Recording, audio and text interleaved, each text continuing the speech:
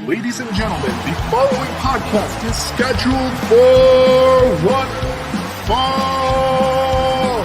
Introducing your hosts, Kids at Heart. I almost didn't think you were going to make it there for a second. I had to get up for a second, but I'm all good. What's going on, everybody? Welcome to Wrestle Reel. My name is Chris Anthony Lopez. I didn't put a little fun name this week. I just noticed that. That's okay. And joining me is the chump that runs the camp, Nick Mulbach, my boy. Runs the camp. I don't know. I was trying to think of a name, and I saw my AJ Styles pop figure in the background. The chump that runs the stump. The chump that runs the stump. The chump with the rump, Nick Mulbach. What's going on, brother?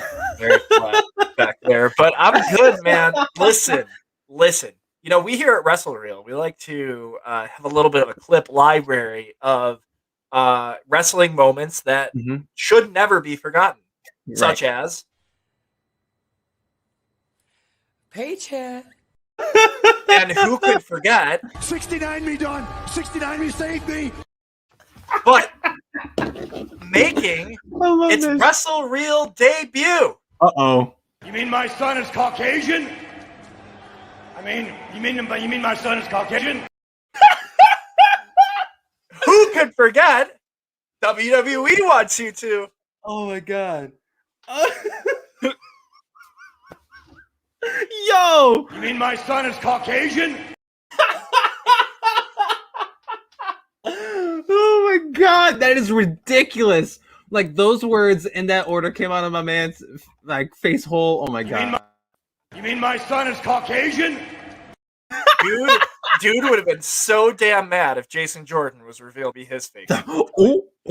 Oh my god. Instead it was Hornswoggle, as we all know. But you know, how could we ever forget? You mean my son is Caucasian? Dude is so goddamn happy that his son is Caucasian. It's like, you mean my son is Caucasian? Sorry. Jeez. You mean my son is Caucasian? Like, if you look that moment up online, that moment does not exist. But thanks to Wrestling with Regret, we can always keep that and Give me a fucking mic! forever. God, I love our video library, and we're only going to add to it as time progresses. Well, I forgot to add, you got milk today, you fat fucker. To it. Like that was Roddy Piper to who was it? It was Uncle Elmer. That's what he said. Who he said it to? Because there's an entire segment about it. Speaking of things wrestling related that I've watched, because the one really big thing that I watched this week we're going to be talking about. I've watched a lot more Wrestling with Regret since the last time that we've talked. Word. And I always like to go back and watch things that I enjoy because that's always fun. Right. And there was an entire segment about the worst big men in wrestling. Because obviously Vince McMahon has a little fetish for big sweaty men. Forgot about Uncle Elmer, who walked around with a giant bucket of fried chicken. Yeah. Fried pig parts. Excuse me. Yes. One of my favorite wrestlers of all time, Uncle Elmer. So we just like to remember Uncle Elmer here on Wrestle Reel. 100%, right? And typically, of course, I'd ask you, Nick, if you watched any wrestling this week, or if I watched any wrestling this week, which we did, and we're going to get into them. We incorporated them into our show today. Yes, because some pretty big things and some pretty big talking points. But one thing I do want to mention, is I had a conversation with a friend of mine at work. This is a buddy of mine. His name is Patrick. What's up, Patrick? I know you're not watching, but I appreciate the thought. And we talked about wrestling for an hour. I meant to leave work at 2:30 today. Wow. I left at 3:30 solely because we're talking about wrestling. And my man just rediscovered wrestling, right? He had been away from it for a while, and he stopped watching like late Attitude Era, like a lot of folks did. And he just started picking it up again. He loves AEW, and I don't want to spoil our first count for the shows, but isn't it crazy that like wrestling? And I said this to him, and I said this out loud. I'm like, yo, like wrestling's cool again, ain't it? Like, are we reaching the point where wrestling is cool again, where it's not just, oh, you watch wrestling? Yeah. Like, but no, like it's you watch Dynamite? Like on some real shit? Like, Right? did you watch MJF and I was bloody face? It's like, yeah, man, I watch Dynamite. Oh, But the whole wrestling thing, this whole phenomenon, I think wrestling will have a boom. And I know AEW Double or Nothing will have full capacity at Daily Plaza for their show, and that's at the end of this month, brother. Doing full capacity wrestling show, the first one of my knowledge. We'll see how that goes in Florida of all places. But like, wrestling. I don't think wrestling may not be as niche as it was like 3 years ago. I don't think so. And we do wait, hold on. Un second, because there's a couple of things that I just want to talk about very quickly before we start our count. Sure. We do what we call a dark match every once in a long while. Mm-hmm. Two things for the dark match today. Hit me. One of them just slipped my brain, unfortunately. Well, three things. Eva Marie, what do you think? Oh snap! Yeah. Yes, I remember what my other one my Okay. other two. I know what my other one is, but I remember. We'll have a little baby show and then we'll actually do the show. Okay, Eva Marie, gross. Okay, so let's talk about Eva Marie for a second. So Eva Marie, when she popped up on the main roster all the years ago, she's been away for a while. It's been a hot minute since we've seen Eva Marie, and seeing her promo on Raw, her little vignette for the Evolution, right? I wasn't watching. I was doing Spin from the Reel every Monday, 8 p.m. Eastern, 7 p.m. Central, movie trivia show on after show. And I got the alerts of Eva Marie. I'm like, oh my God, they did it. I was going to play, yeah, I hear that when you said that, but I went the wrong way on my scrolling. So go on. No, you're fine. And she popped back up and she's coming soon, right? Like whenever the hell Eva Marie will debut again. Holy God. Woo.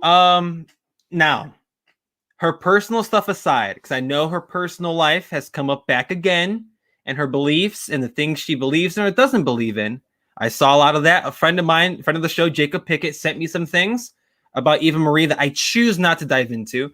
But in regards to her wrestling persona and the character that we will see on Raw, presumably every week, I really just hope she got better in ring. And I want to like Eva Marie so bad. I really do. Like obviously when she was around her first run, she's this beautiful woman who that was her gimmick. Like there was the wardrobe malfunction thing, or they found ways to not have her wrestle every week, try to protect her but not protect her at the same time because it kind of hurt her in the long run. But I don't mind Eva Marie coming back. I will reserve my judgment and we will revisit this after she wrestles. And then I think it would be safe to talk about if it's going to be good or not. But as of right now, I like the vignette. Like she looks fantastic. What's new, right? But I think that I want to see her wrestle first. I want to see her wrestle. Yeah, I don't know. If she can wrestle, then sure, maybe. But I'm just not a big fan of this when you release Peyton Royce and Billie Kay just to bring Eva Marie back. Yeah. Now I understand that this has been in the works for a long time. All right, point two, because at the beginning of the week, this was one of our counts. The MLW and WWE news. Yes. My question to you, Chris Anthony Lopez. Yeah. Who would you like to see Filthy Tom Lawler face in NXT? Oh geez. Tommaso Ciampa, Johnny Gargano. Tom Lawler. Johnny Gargano. Again, Tom Lawler is one of those people who I can point to and go, I watched him wrestle live because he was a part of that company that I saw. And so was another wrestler for MLW that I need to remember his name for. Talking about Leo Rush? But Leo Rush being his way back to WWE. MLW, and then it's like, hey, we're potentially going to be working with the WWE. How happy do you think that makes him? I don't know. So for those who don't know, there's this rumor. It's going around. Nothing's confirmed yet as of right now, but there's this rumor that WWE and MLW, the Major League Wrestling Federation, it's not the MLWF, but you know what I mean.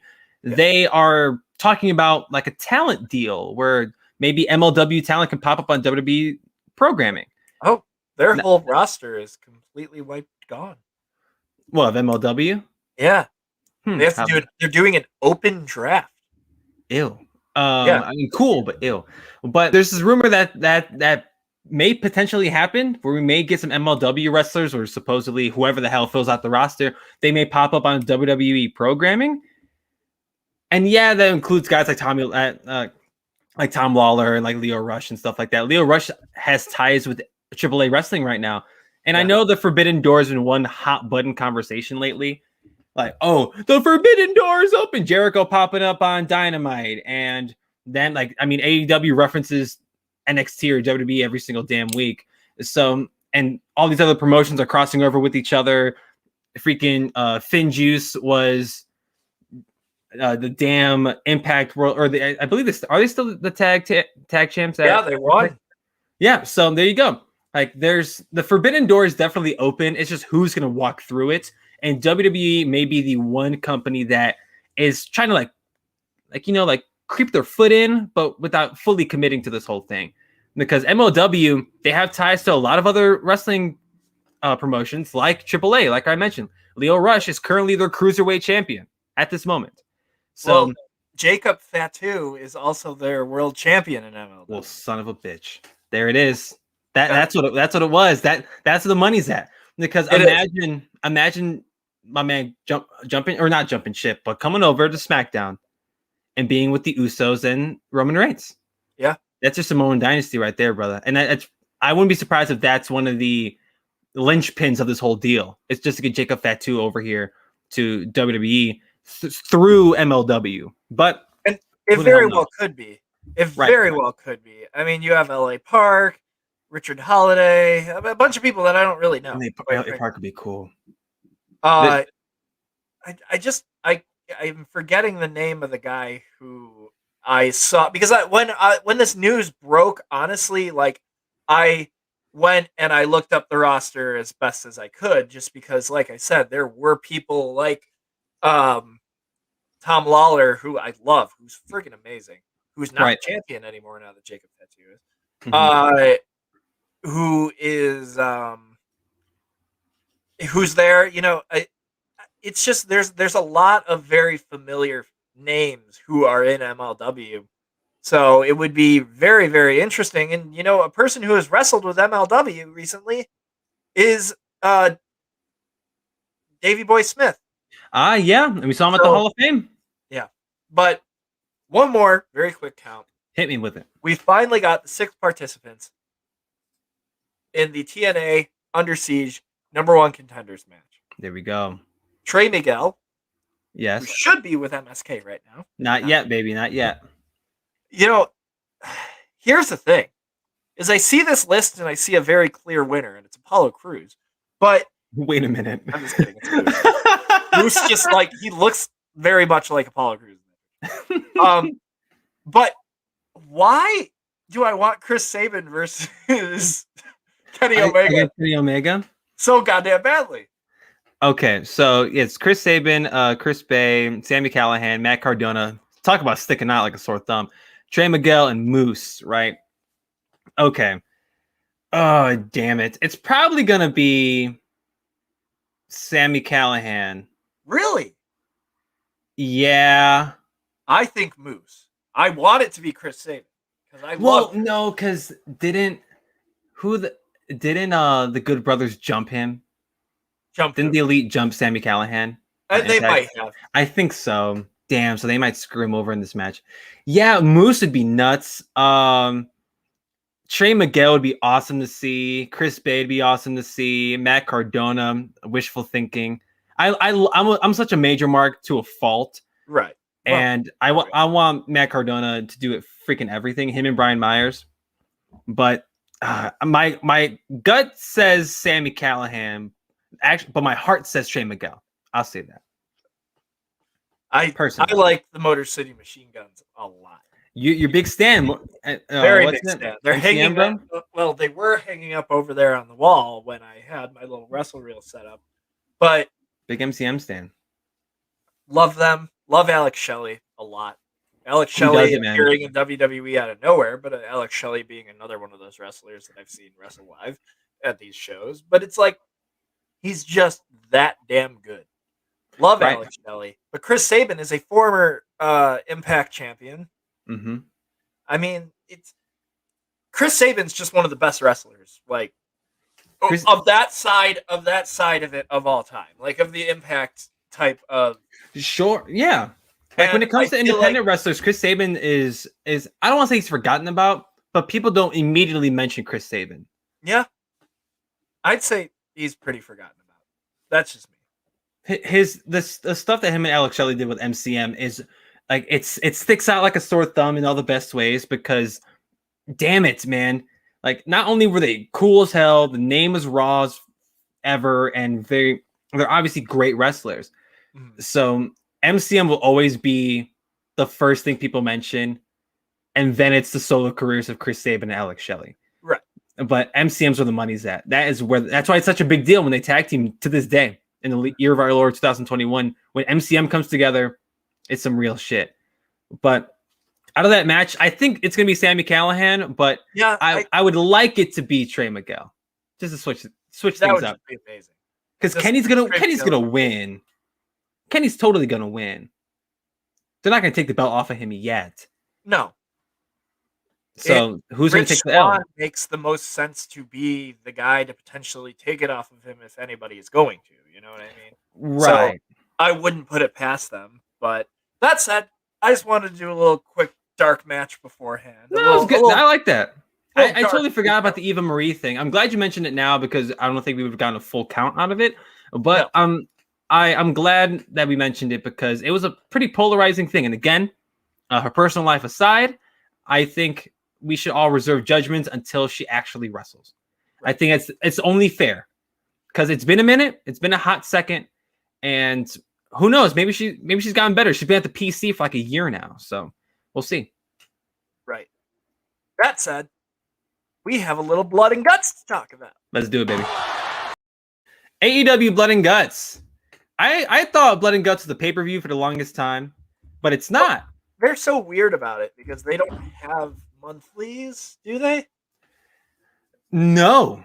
So they haven't had a pay-per-view since Revolution. Yeah.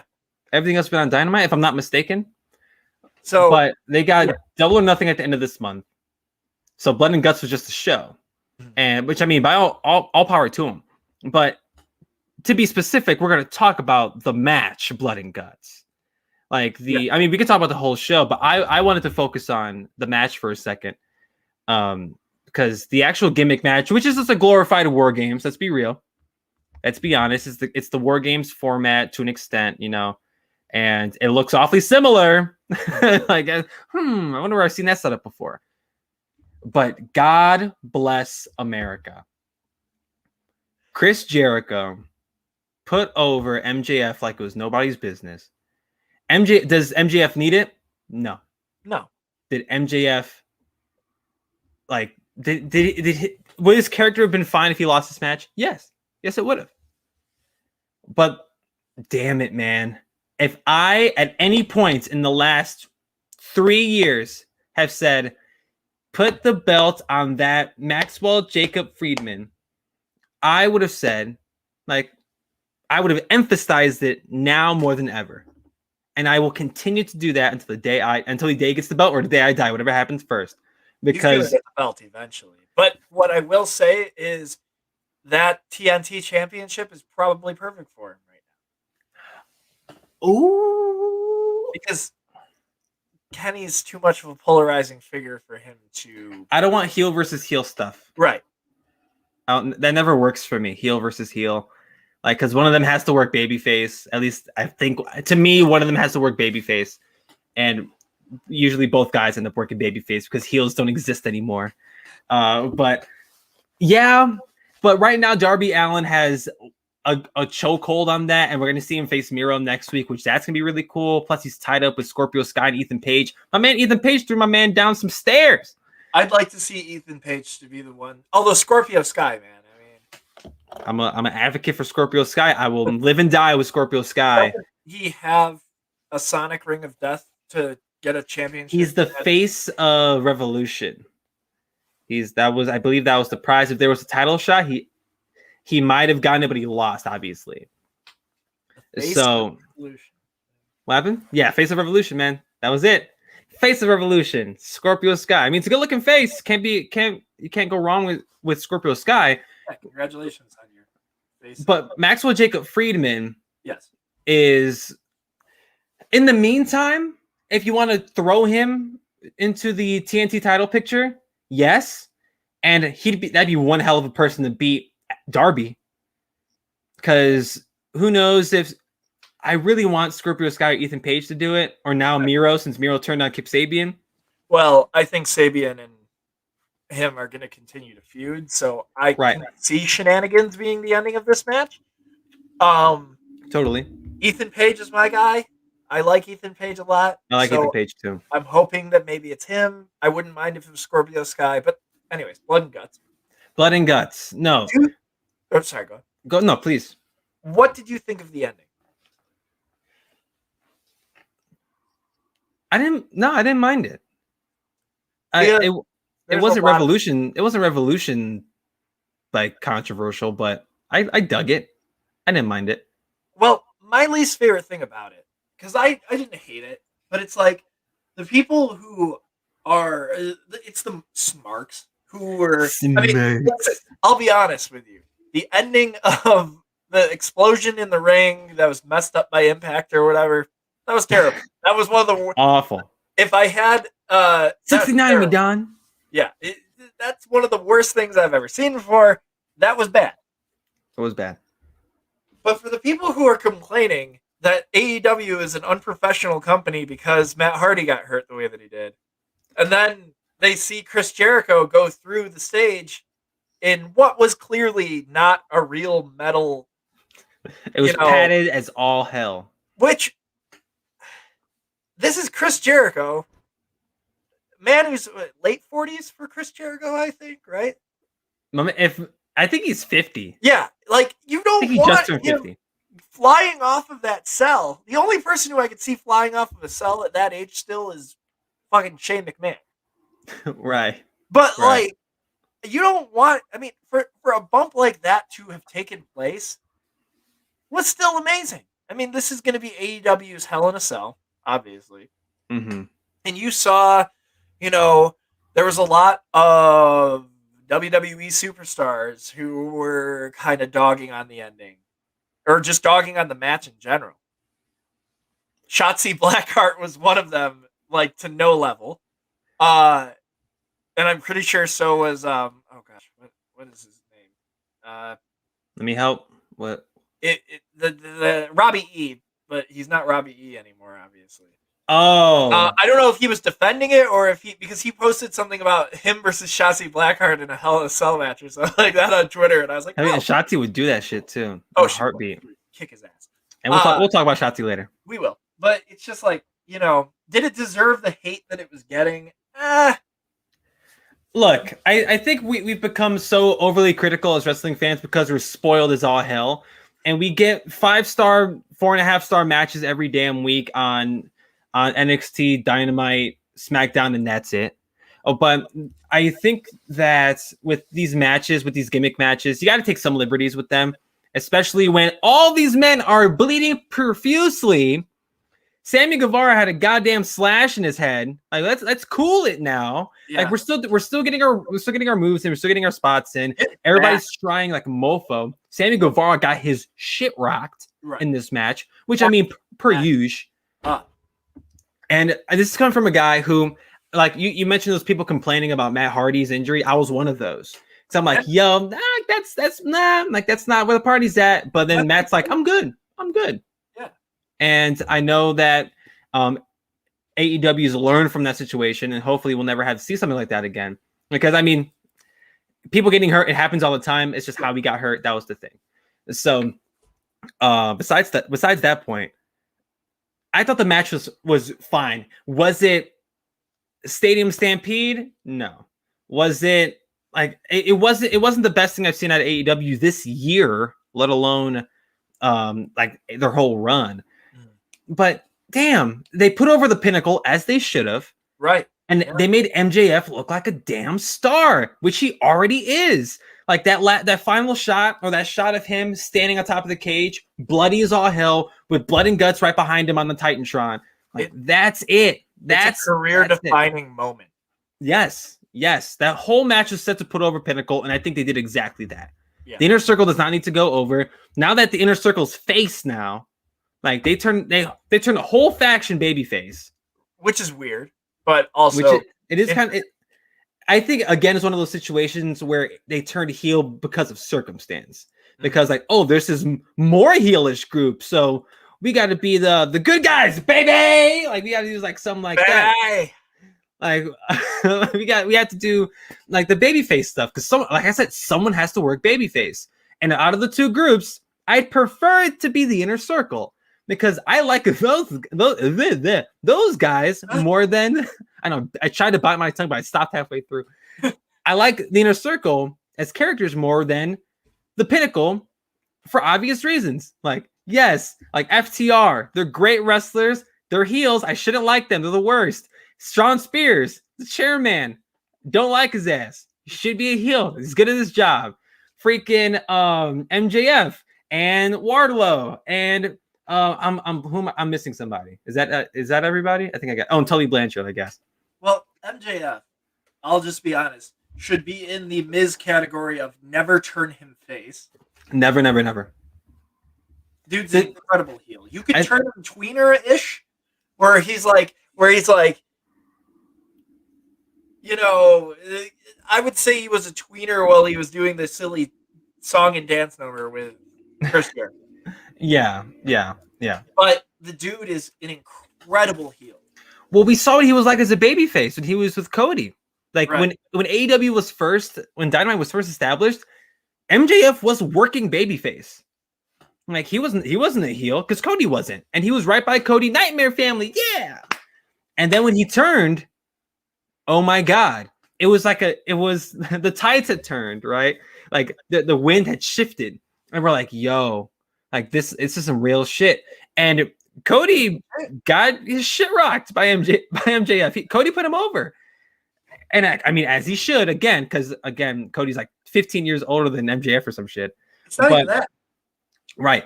But there's that debate as to whether Cody should really be fighting for the championship. You know, they told us the first year when they had that Cody match where it was like, if you lose, you can never contend for the belt ever. And he lost. And I know in wrestling, nothing ever stays, like nothing sticks. Retirements that no one ever really retires, and when people quit, they really get fired or whatever the hell. Right. But damn it, AEW, I thought you were better. The day I see Cody Rhodes win the World Heavyweight Championship, which I do think is inevitable. Yes. I'm just gonna be like, well, I was gonna forget that, you know, because wrestling fans don't forget. If we have learned anything, wrestling fans do not forget. Wrestling fans will never forget the Revolution ending. Never. No. Never. They'll never forget that. I'm using all of Chris Jericho's catchphrases. Like they're never gonna forget that. Like that shot with MJF. They will never forget that. I firmly think that like what you said, that's a career-defining moment. Chris Jericho, arguably the greatest of all time. Yeah, I said it. He put that man over. And look at what like MJF is going to fly into superstardom, the whole Pinnacle as a faction. Like FTR when they first showed up, okay. Oh, it's the revival. Like, fuck the revival. That's my one. Like of course, like FTR shows up and they're going to do great things. And they have done some great stuff, except when the belt's not yet. If they won the belts, hold up, I'm going to look that up real quick. But with like Sean Spears, what's my man been doing since he got there? Jack. I feel like he hasn't done anything. About as much as he did as Ty Dillinger. Right. Well, geez. Okay, so did they win the belts?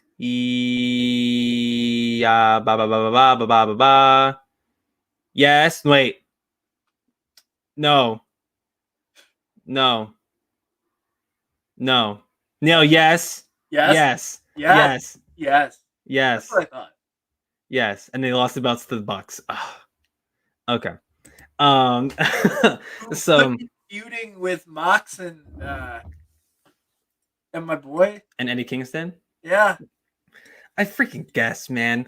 See, and this is my fear with them putting the belts on the Bucks, because like I get Who it. should ever beat them? Like, Yeah, because oh man, and everybody had this concern. Everybody was worrying about this. This is definitely not an original take by any means, but people were concerned about the Bucks and Kenny and Cody having all the belts, whatever the hell, for good reason.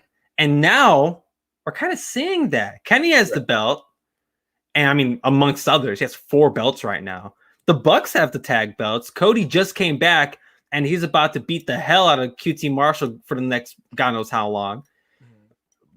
But is that for the better of what's going on? I think AEW is so niche, and we talk about it every week, how niche they are, how marquee the crowds are. People want to see folks like Jungle Boy go over, Luchasaurus go over. I mean, we're praying for Luchasaurus to get the belt over here.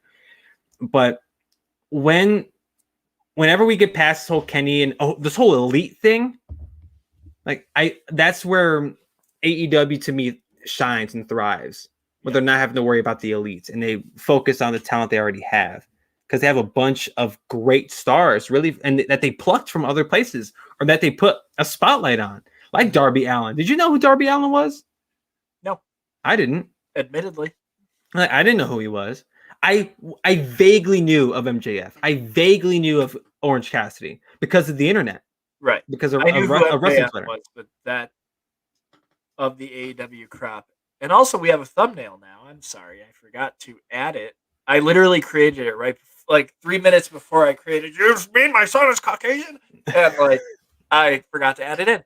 But yeah, no, I didn't really know about a lot of the like Kip Sabian. Yeah, didn't know who that was. Right. Miro. I don't know. Like, the dude walks around like he should have a day named after him. But right, who's that guy?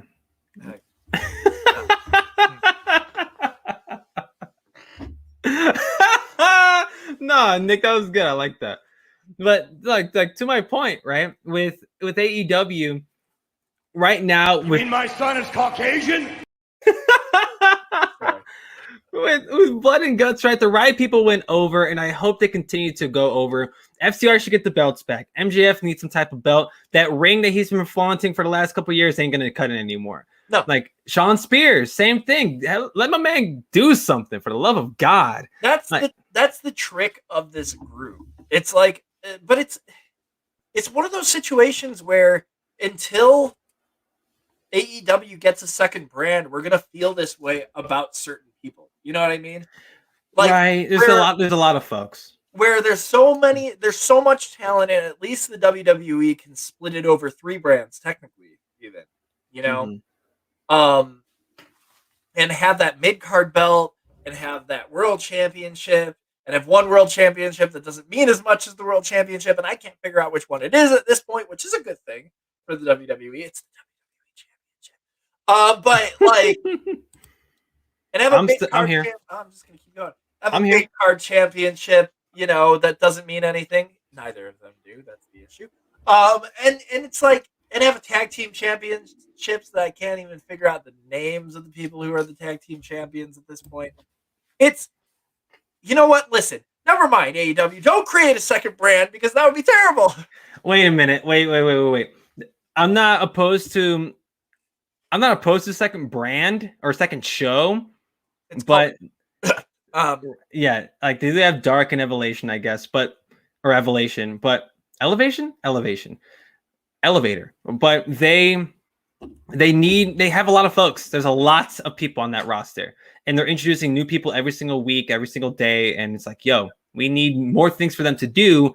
But until then, I am cool with things like the Pinnacle going over on the Inner Circle. Yes, like by all means, please give me more. And before we move on to the other company, who's going to be Hikaru Shida? Woo! Oh no, Britt. Gotta love Britt. Britt, my favorite wrestler right now. But besides that, because that could be in our future. That probably will happen. Is I know at the live show at Blood and Guts, which was live, the match was live. The rest of the show, however, was not. Did you hear about this? So everything else that was there for the most part was pre-taped.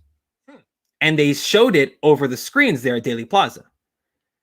And the fans, most of them were cool with it, but there was like a handful of people. Yeah. There's like a handful of people that were like, yo, what the hell? All I get is the one. I came for a show, not just the one. The one's cool, but what about the whole show? So I read that a few people asked for a refund. There's like literally a handful, but I don't think I've heard of something like this before. If something like this has happened, I don't know off the top of my head, but pre-taping half the show for the most part, and then the other half is live, and having piped in crowd reactions into the pre-taped matches. It's interesting. I'm not entirely against it, but I'd be pretty shitty if I went to an AEW taping and only got half a show. You know what I mean? Yeah. No, I get it. And it's for anybody. I'm not even just pointing out AEW. If I went to SmackDown taping or Raw show or NXT, like I'd be shitty. But if I got a Blood and Guts match, I can't really complain all that much. If in all honesty, regardless of how it ends, be grateful. All right. Complain as much as I want, motherfucker. I paid my ticket. Like no, but no. I totally understand people's frustrations, but I'm just gonna be like, yo, come on. It's still pretty cool, ain't it?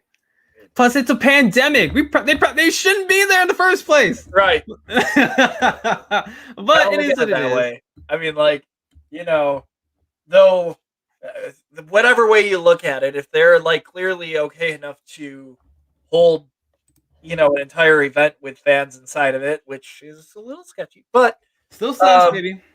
But, you know, it is what it is. We'll figure it out when the time comes. That said, where AEW had a women's hardcore match that could be viewed as the match of the year. Yeah. Moment of the year, more or less, for that match. Not necessarily match of the year for me. But we need to talk about what I consider one of the matches of the year so far on NXT.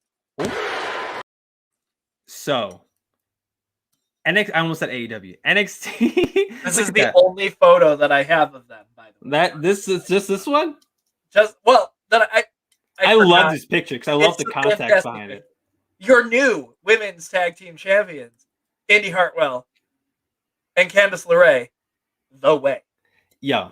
So, which sounds like the name of a tag team that Sheamus would be in for some reason.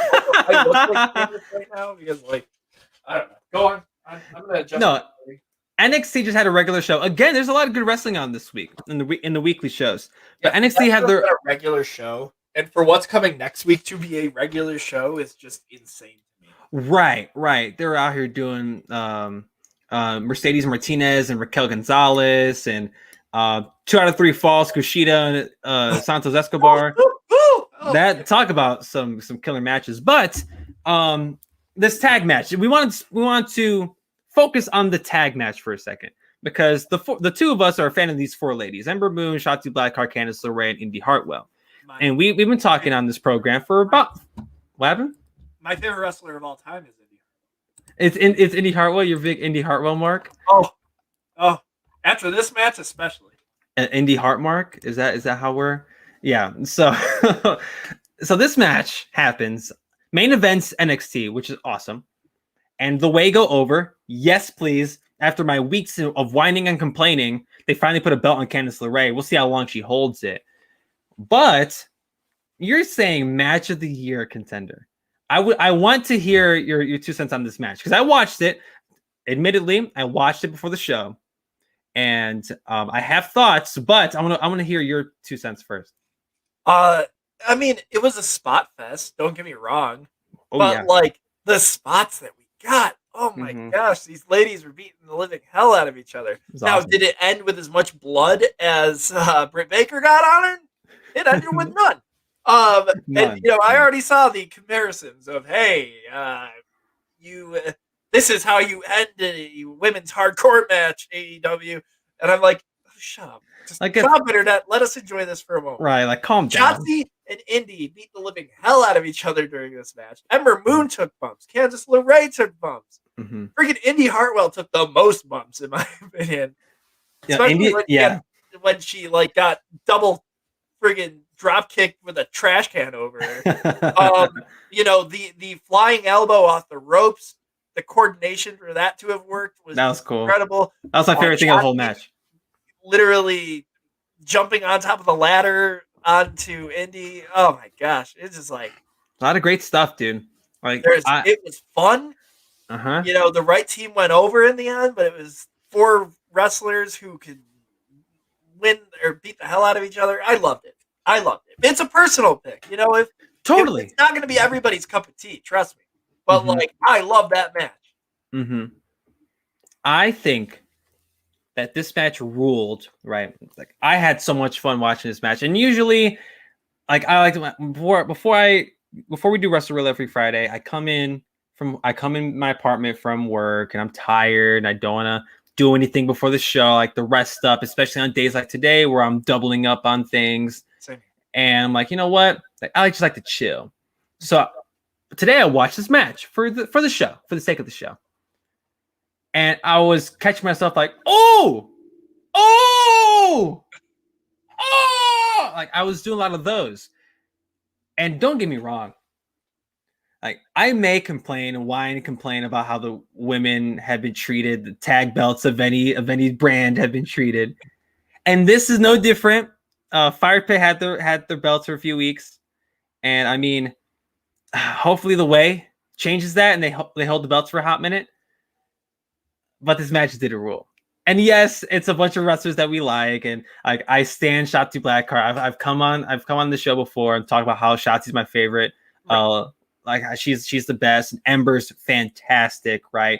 And there's a little sequence with her and Candice. I'm like, ooh, like that's a match I need to see like 60 minutes of. Yes.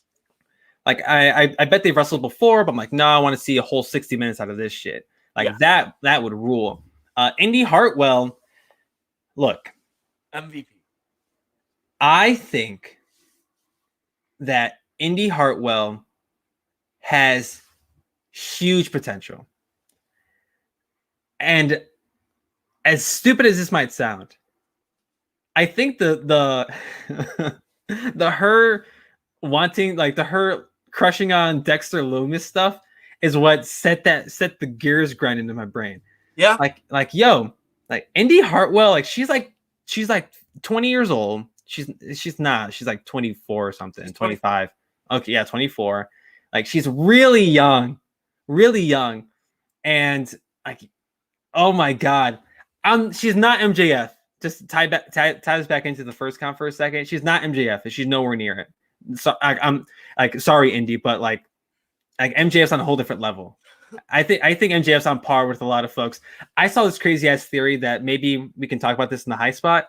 I saw someone say that MJF is like the best young talent since The Rock. Like when The Rock showed up, like that's a lot of people that we're jumping over. And maybe we can discuss that in the high spot, but we'll talk about that later. But Indy Hartwell, she has some big potential. She keeps working with Candice LeRae. Like, she can learn a ton from Candice LeRae. Candice LeRae, obviously being no stranger to matches like that. She's talking about being bloodied up. Candice LeRae ain't no stranger to that. Yeah. But at the same time, we're in WWE, so let's pump the brakes a little bit. But this match was a lot of fun. I don't think it was match of the year to me. I think I still prefer Baker and Rosa in regards to ladies matches. And shit, Bianca and Sasha. I think that's one of my favorite matches of the whole damn year. Mm-hmm. But again, it's my personal bias towards Bianca Belair and Sasha Banks. Right. And plus that match is just really damn good. It was. Raquel Gonzalez and Io Shirai was really good at TakeOver as well. So ladies matches, this definitely stacks up, and hopefully we'll remember this match by the end of the year.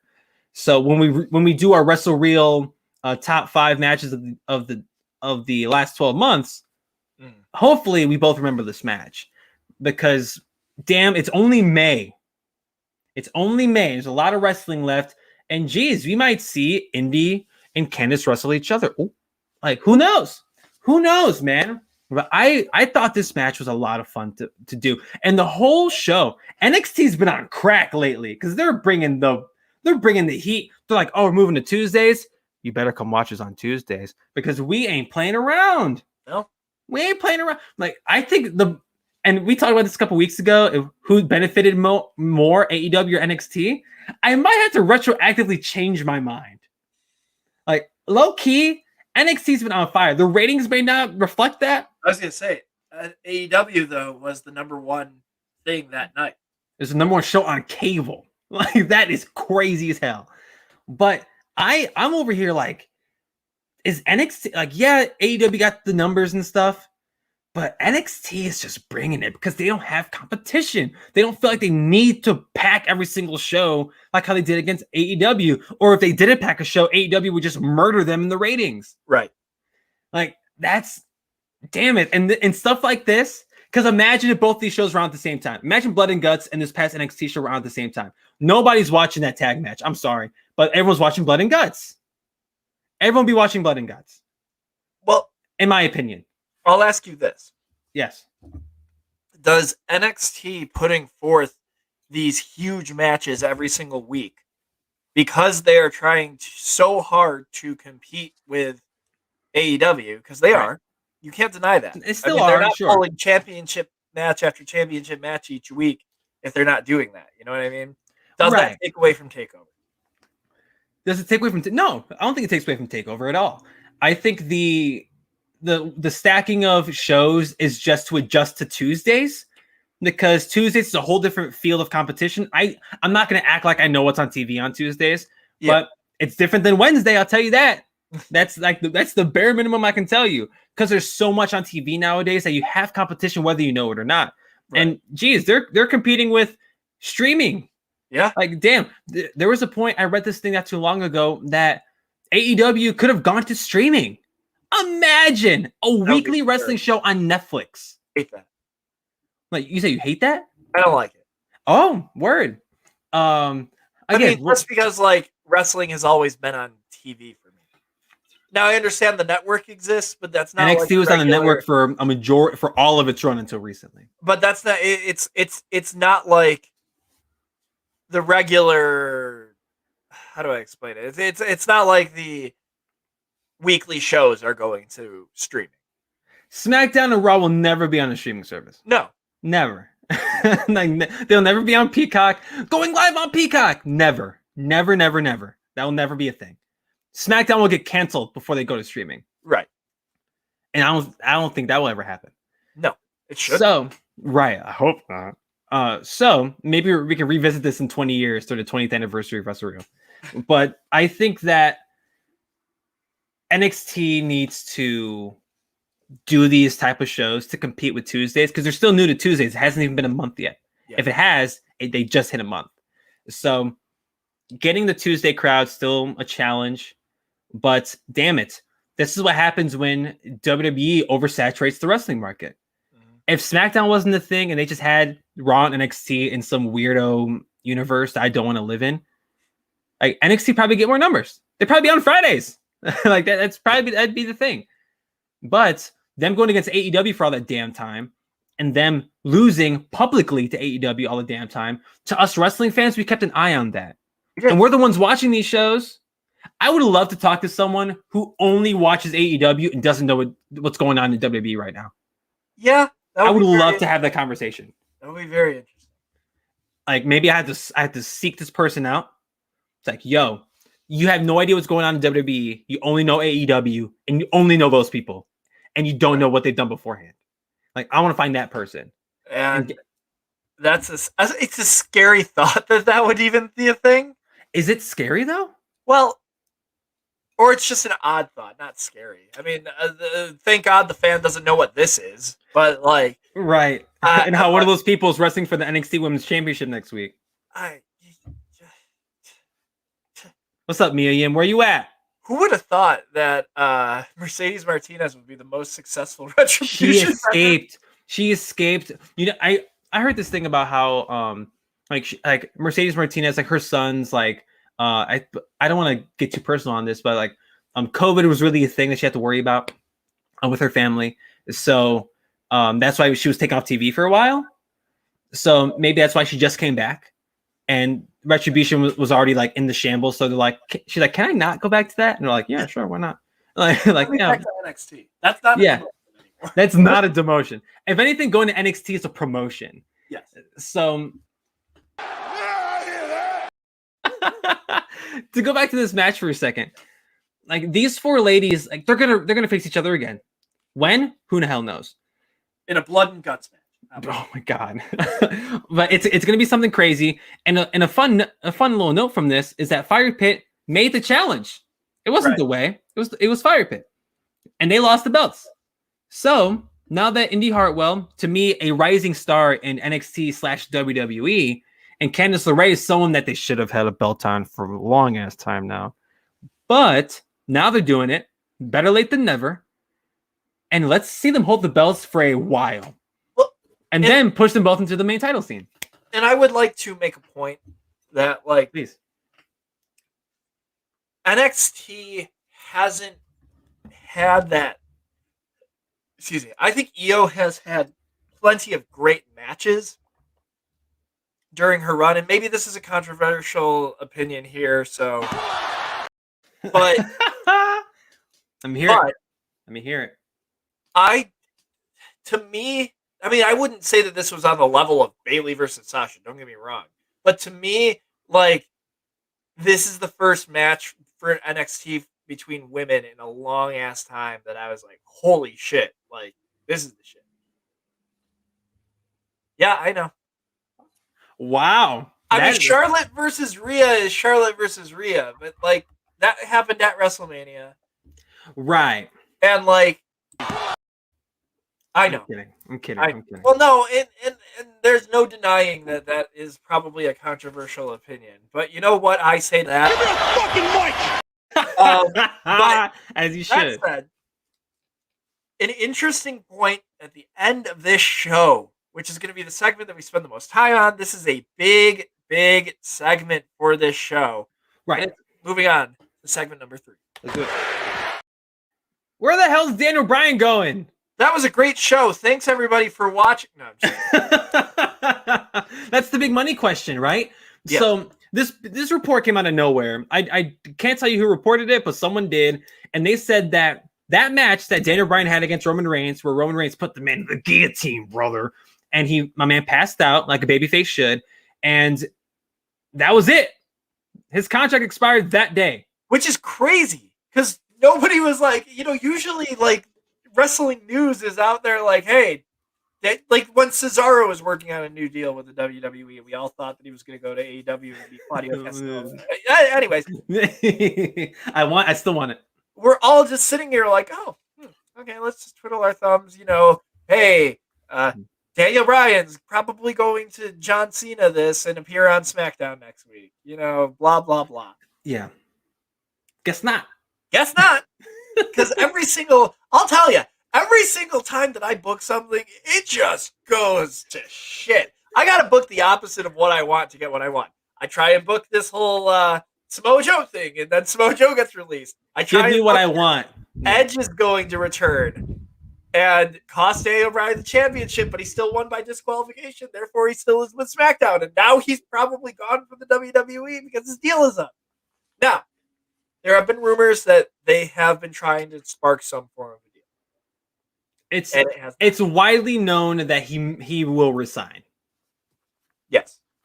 That's the assumption, that he will resign. But it's fun to AEW, you freaking tease. As we're sitting there watching, now there wasn't a single bone in my body. Now, did I think that Orange Cassidy and Pac were going to be the number 1 contenders potentially? No. I wasn't sitting there going, hey, Orange Cassidy, why not throw him at to the Wolves? Feed him to Kenny Omega. Yeah, it was kind of bizarre. That kind of felt a little out of nowhere. That's just me. I kind of want that match though. I want to see Orange Cassidy and Kenny Omega. I don't think we're getting. I mean, I love Pac. It's going to be a while before he ever becomes world champion in AEW, but I think it's going to happen. But Likewise. I'm not like sitting here going, "Oh my gosh, Bryan Danielson's going to be backstage at AEW." No, come on. Daniel Bryan, though, I think that the idea of Bryan Danielson, as I'm texting Chris earlier saying, confirming what we're doing for the show, I'm going, D-Bry or Bry D? Because, like, hey, B-Dan? Bryan Danielson again very soon. You know, and it's like, I'm not trying to say that, like, AEW, or I'm not trying to say, like, Ring of Honor is a sinking ship, but, like, he would only go there as, like, an homage type thing. You know what I mean? It'd be like a fun retrospective. Maybe he wrestles a couple people and then he's out. But Jay Lethal versus Bryan Danielson? Oh, why'd you say that? But that probably continue. I'll save my thoughts. It's very interesting to see who is a free agent in wrestling for the first time in a long time. Samoa Right. Joe, CM Punk, Bryan Danielson. That's Ring of Honor 2005, baby. Exactly. And it's like, if AEW signed all three of those guys, which they can, because they don't do things with budgetary cuts, brother. They don't give a shit. You know, listen, budgetary cuts in the WWE, we lose Daniel Bryan and Samoa Joe, but we get Eva Marie. It's fantastic. Fair trade, in my opinion. But and Parker Bordeaux. But it's like I don't know. I have a feeling that he'll end up in a part-time schedule with the WWE. Whether that means he's going to end up on Raw, whether that means he's going to end up on NXT, which is kind of what I'm hoping for. Oh. It's Daniel Bryan is not done with the WWE, in my opinion. Because he's not a Hall of Famer yet. He will. He has. Well, I'm just saying, like, and does going to AEW ruin the chances of that? It will postpone it, if anything. Like Christian. You know, there's a lot of very interesting variables that go into this. It's like, will Daniel Bryan appear on Raw? Will Daniel Bryan appear on SmackDown again? Because that's how the WWE works, and we all know that. You know, and by the way, I would just like to acknowledge that the whole meme going around of Daniel Bryan inserting himself into matches, first of all, is bullshit because he never wanted to be in the main event of WrestleMania. He's going on the record saying that. But Charlotte is the worst at that. She just happened to her. It just happened, yeah. Like Charlotte, and to me, that's all backstage politics. She's going, I need to be in this match. And then they're like, oh, all right. It's just like, all right, fine. Yeah, why not? But like, you know, this whole Daniel Bryan thing, Bryan Danielson thing. Would I love to see him appear in AEW? I mean, Impact, it makes no sense for him to be in Impact. But does... For shits and giggles, maybe. But to me, Bryan Danielson in AEW is that Hulk Hogan to WCW type move that they need. Because if Bryan Danielson is appearing on AEW, people are going to tune in. If CM Punk appears in AEW, oh my God, just consider the world to explode. Okay. But now, will we not see Daniel Bryan for a long time, and then out of nowhere in the Double or Nothing Battle Royal or whatever they do, does Bryan Danielson come out and, you know, I don't know what the reverse of his entrance music is, the offbeat version of da da da da da da da da. He can still use that, right? Does the original music come back? Probably. Because it used to just be like the more theatrical version of it. Yeah. But now it's okay. I think he drops the yes thing. Oh shit. Because Bryan Danielson's not associated with that. Okay. There's a lot of things that you said that I want to touch on. Okay, sorry. Go, yes. No, you're fine.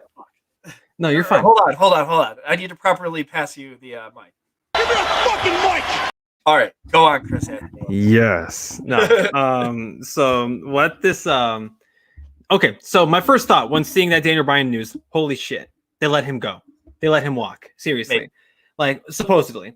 Well, he left the arena that day without a contract. That's my big thing, because WWE does not do that.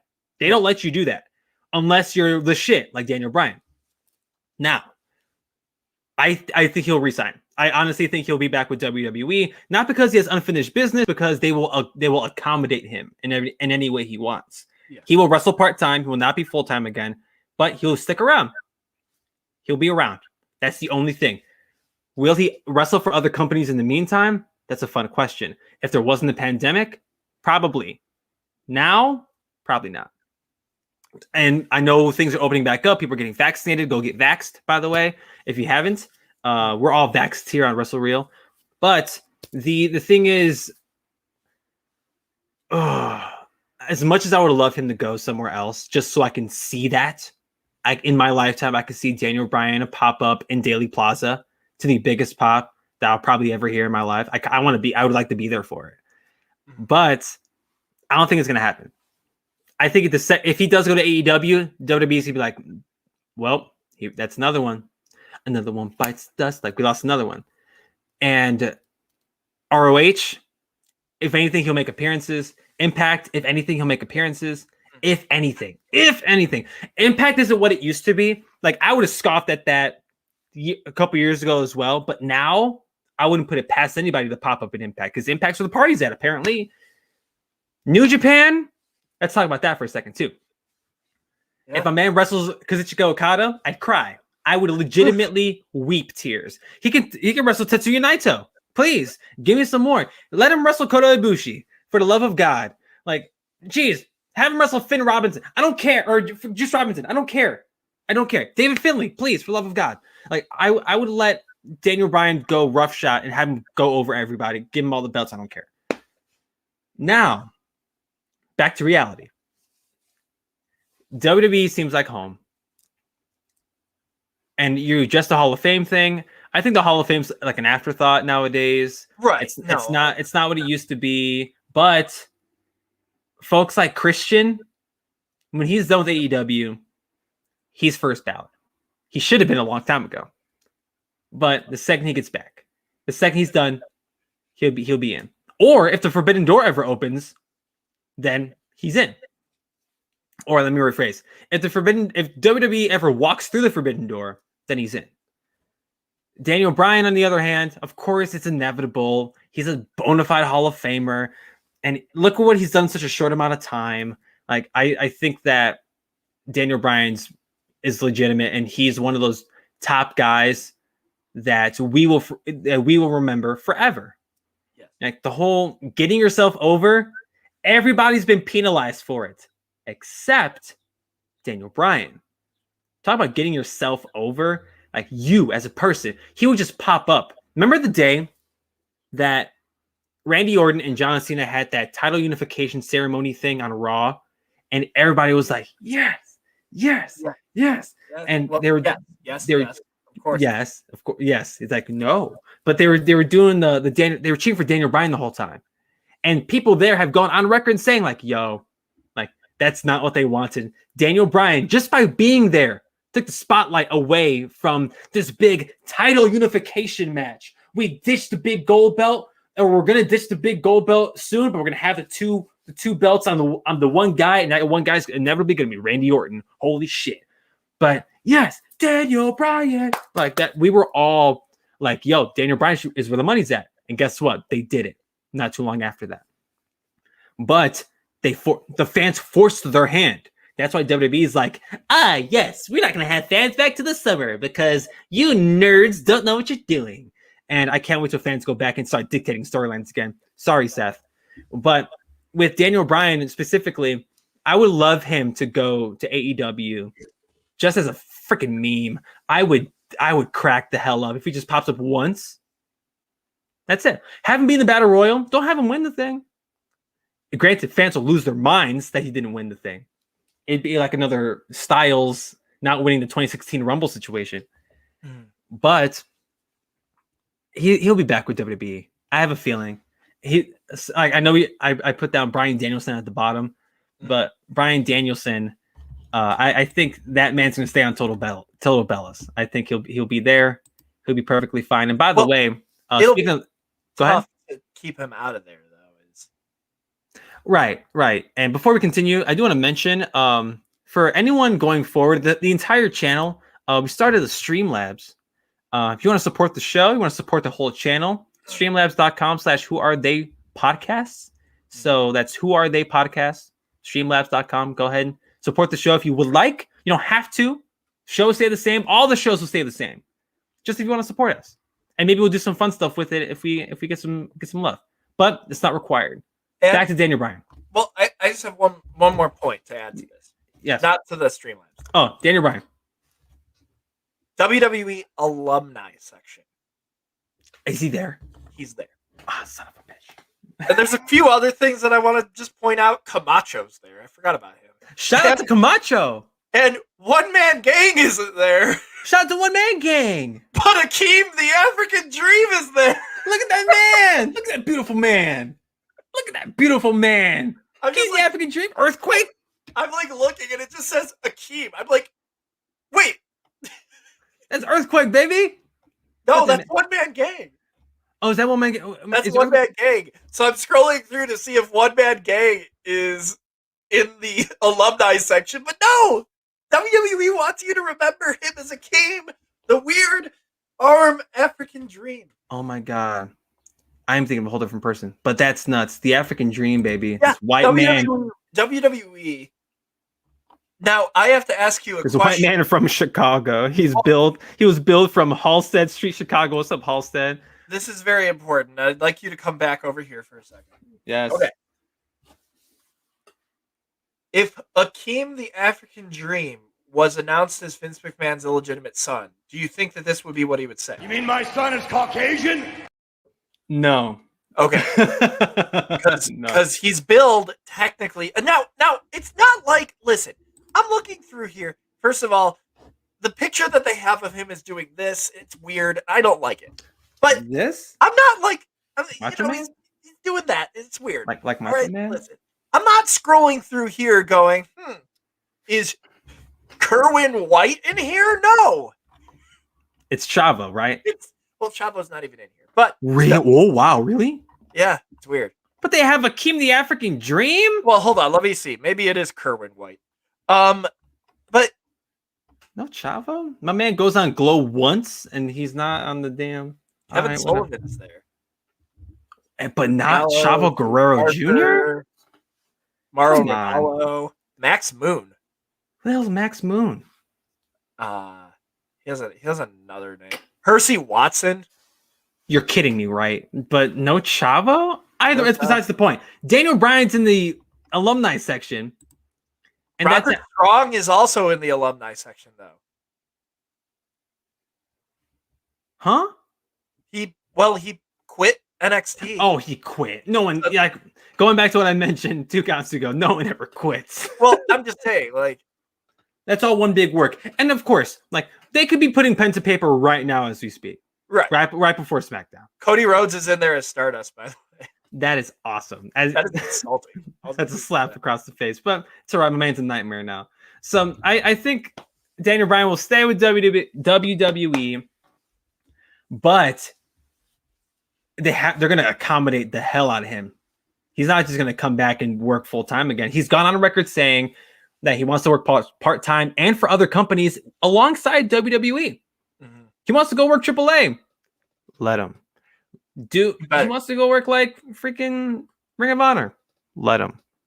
The thing is, just like make sure that they bill him as from WWE if it's that big of a deal. Still promote yourselves in the process. I know there's a way to do it, and I'm just a little old Chris from little old Oklahoma. Like I'm not gonna freaking I don't know wrestling like that, but it can't be that difficult.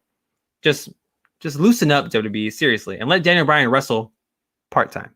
I'm sorry, I'm getting very angry looking at this alumni section. Stop going to the alumni section. Dude, fucking the bunny is in there. I'm not talking Bad Bunny. I'm talking the bunny. Yo, the one that was with Adam Rose? Yeah, yet Chavo fucking Guerrero or Kerwin White at this point isn't even in here. That's awesome, but the bunny is. Oh, okay, one more obscure ass alumni before we go on to the high spot. I'm looking. I mean, Josh Matthews is there, of course. Give me one good one. Like I'm one. looking. Ho Ho Lun. Who the fuck is that? Probably someone extremely racist. I Actually, mean, not the person, but the character. I mean, the gobbledygooker's there. As expected. El Torito.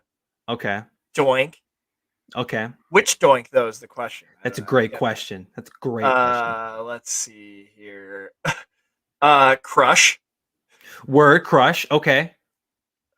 Crash Holly. Crash Holly. Gotcha.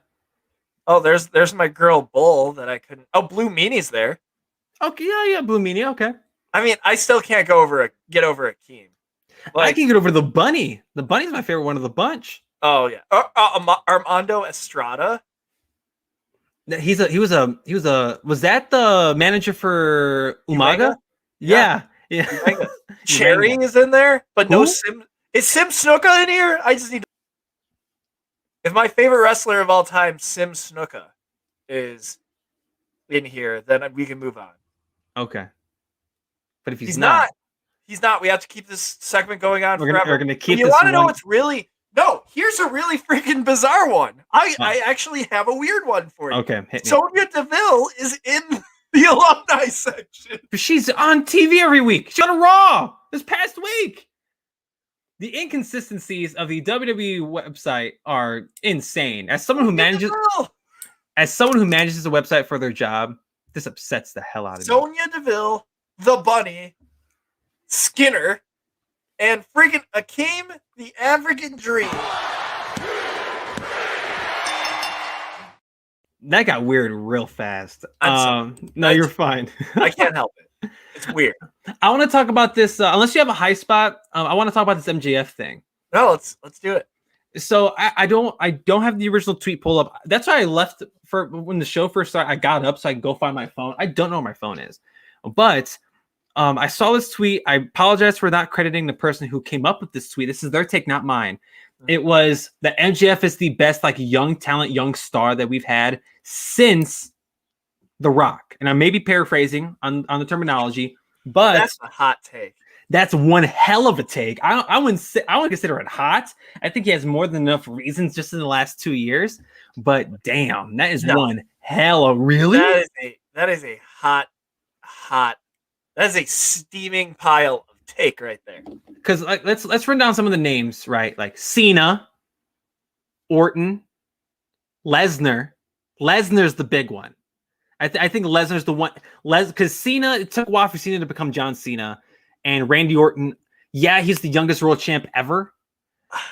But he wasn't Randy Orton until we started punching the ladies in the head. Right.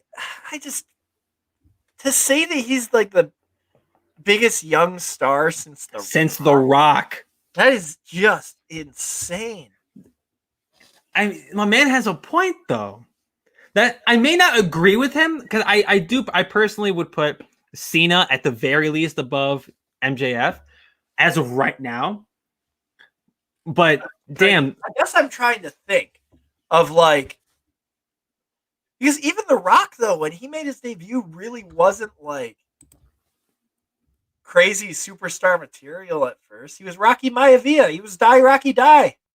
Right. I'm trying to look up how old he was when he was in the Nation of Domination. I'm telling you right now. I guess if we're talking young people when they made their debuts. Yeah, I guess. My man was 25 years old when he joined the Nation of Domination, when he turned heel. Okay. So, I mean, the best young star since The Rock. Now I'm look up Rene Dupree? I'm just kidding. Youngest world champions. Here we go. And then we'll go from there. Because I think that Randy Orton, yeah. Freaking John Cena, yes. Oh geez. Oh wow, Undertaker was 25. Well, no, that was before Rock. Yeah, Rock. Yokozuna. How old was Yokozuna when he won the belt? 26? No shit.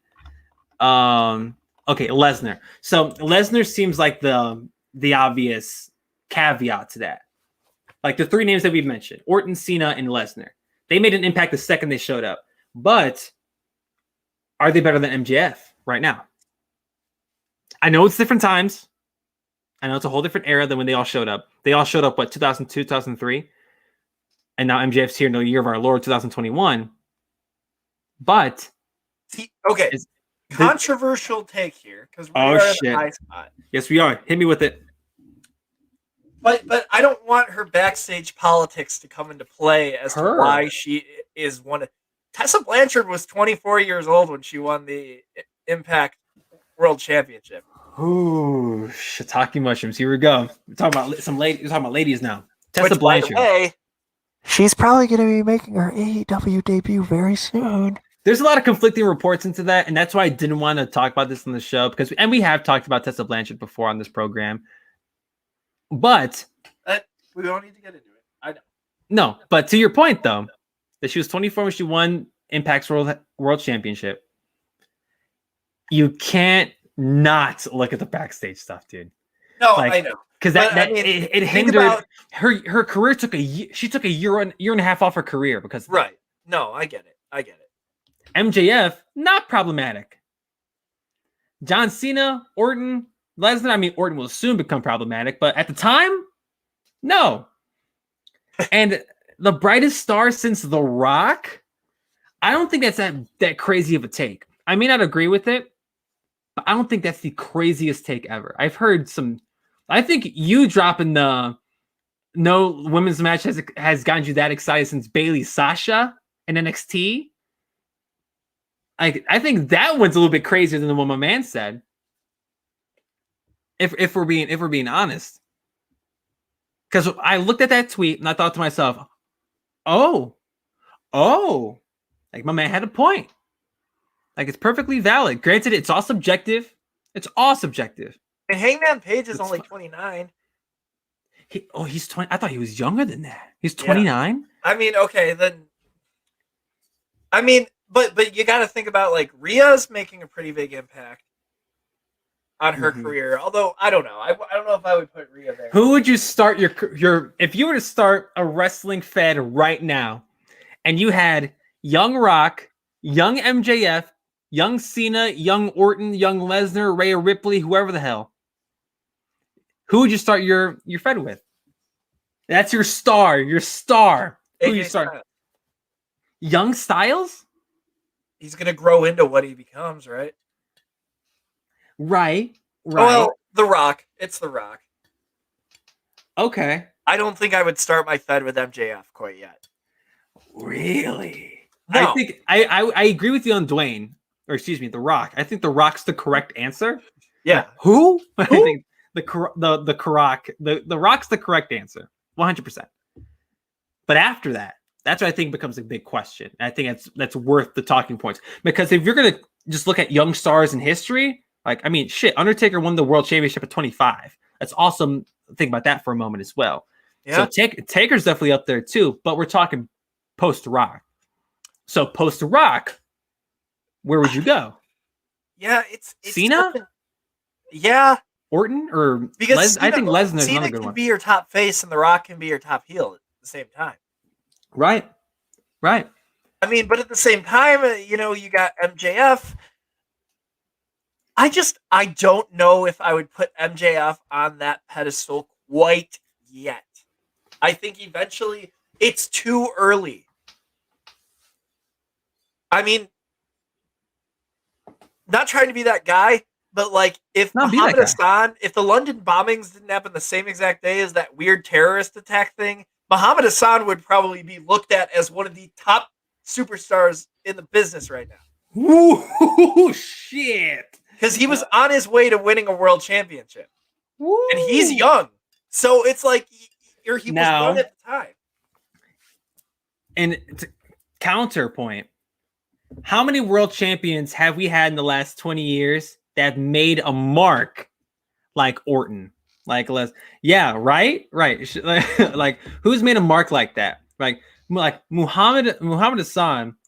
Like what is the ceiling with a character like that? That character does not age well. in hindsight. It has in hindsight that character hasn't aged well. But if you're looking at a guy, the incident aside, I that one incident aside, I still think the character wouldn't have aged well.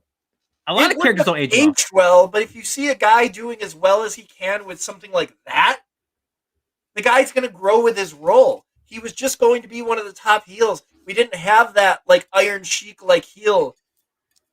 Sure, and you know what? If you want WWE to draw some fucking heat, if we're in the high spot right now, I think that you could have paired him up with John Cena and turned him heel. Muhammad Hassan? The way that they did with Sergeant Slaughter. Okay.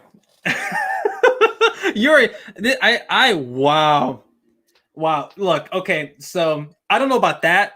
That was a wild take right there. But I'd be honest, let's look back at that Sergeant Slaughter thing, and that no one liked that then. No one likes it now. But to Shug's point in the chat on Twitch, what's up, Shug? He never got a chance. You're right. Muhammad Hassan never got a chance because of circumstance. It's not his fault. I totally understand that. And the world may never know what the hell we would. Italian, by the way. Yes. But it's like a lot like it's like Jinder, man. In today's society, that part of the gimmick would definitely have not gotten over. Hell no. Hell no. And I know my man never got a chance, and it's not his fault, and I'm not going to blame him, and we'll never know what he was capable of doing.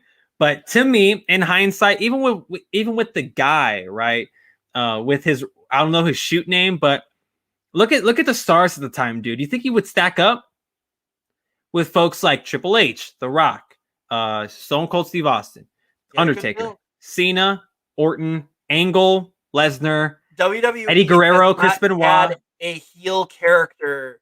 I mean, the foreign heel soon to be Edge. WWE was rolling. Or WWE will always pull that gimmick out, though. And they did it with Rusev. They did it with... foreign heel will always be a thing. Exactly. They just did with Jinder. Shit. Yeah, Jinder Mahal got the push Muhammad Hassan never got. That's really what it was, though. No, really. Honestly. The gimmick that they were trying to push on Jinder Mahal originally before... You see, here's the thing, though. Is the Muhammad Hassan thing is WWE screwing themselves over. I know that like somehow this turned into Muhammad Hassan. But you got to think about it like I like it. Jinder Mahal was an interesting, compelling heel with the anti-American because of the anti-diversity type thing. And then they went and they blew it by having him make fun of Shinsuke Nakamura. They made him racist. Right. Like, WWE had something interesting going with the Muhammad Hassan thing, because I'm not going to get into the details of what it was, because I already brought up the controversial part of it. You brought up the inciting event. Right. But it's like, but then they went and ruined the character by turning him into a terrorist. Right. And of course, that's a product of the time, which is not an excuse. I'm not trying to make excuses. No. Because I hate that phrase, product of the time. I don't like that. And I'm not trying to degrade anything. I know a lot of movies, like I've been watching a lot of older movies, and the F word comes up. Not the one that we use on the show all the time, that we have 4 of in the show, by the way. The derogatory word for people who are gay, right? Like that F word that comes up, and I'm like, whoa, and it's like, it's a product of the time. Like that's not an excuse, but it is what it is. Not fat. No, we have not used fat. Me saying it twice right now is the first 2 times we've said it in the show. We mean the fuck. Now I need to, damn it. See, that's another wrestling history moment of Scott Steiner going, he's fat. We need that one. And what was the other one? Oh, give me what I want. We need that one too. But we'll worry about those later. But in conclusion, that man's take isn't as hot as people are making it seem to be. No. In my opinion. It's not. There are definitely people I would take before MJF right now, but how old is MJF? 23, 24? 25. 25? Are you kidding me? Like, and this man just got a spotlight by AEW, this up and coming I shouldn't say up and coming, this established promotion. He just got a spotlight, and he's the shit. Everybody loves him. And now wrong, WWE drawing, especially then, drawing millions and millions of viewers. MJF would be bigger, so he probably had the belt by now. If AEW Dynamite had 3 million people watching it, 4 million, 5 million people watching it the way SmackDown and Raw did in the early 2000s, late 90s, oh my Lord and Savior, I think MJF would be a superstar. Don't get me wrong, AEW is realizing, here's the issue with MJF right now, is AEW realizes when they have something. Yeah. Like, they get that Britt Baker is over, and they're going to give her the title, I have a feeling. Hell yeah. He's fat! But that was quick. That was a quick turnaround. That was really quick. Thank you, Shug, for giving us that moment. Yeah, what's up, Shug? I'll see you in a bit, brother. But yes, we love you, Shug. But it's just like, you know, that's the thing, though. Is just like,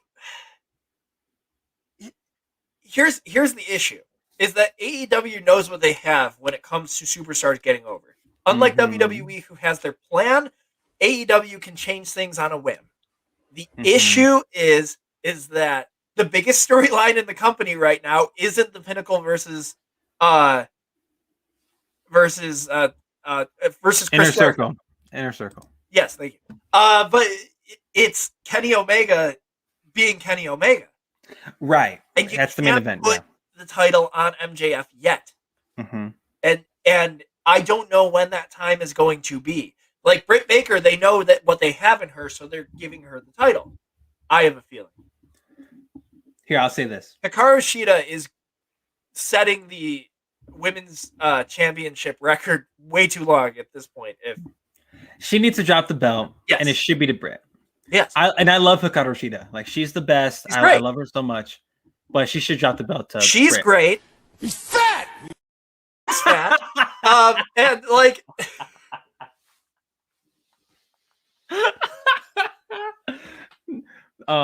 just for the record, we're not calling anybody fat with that. No, it's just Scott Steiner being Scott Steiner. It's Scott Steiner. It's Big Papa Pump being Big Papa Pump. Simple as that. But, and this is the last thing I'll say in regards to this. So we can wrap, because SmackDown's in half an hour. But this is my prediction. I like to think I'm the king of long-term booking. I thought that I was, and then Daniel Bryan and then Joe got fired, and Daniel Bryan hasn't re-upped his deal. So. Not yet.